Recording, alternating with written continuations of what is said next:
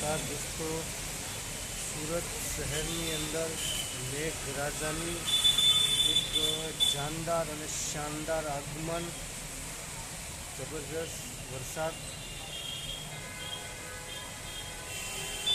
ઠંડી જેવો માહોલ, ઠંડક જે ગરમાહટની અંદર જે ઠંડીનો અહેસાસ કરાવી દીધો એવો જબરજસ્ત વરસાદ સુરતની અંદર આગમન થઈ ગયો છે. એક કહેવાય સારો એવો વરસાદ સુરતની અંદર આવ્યો.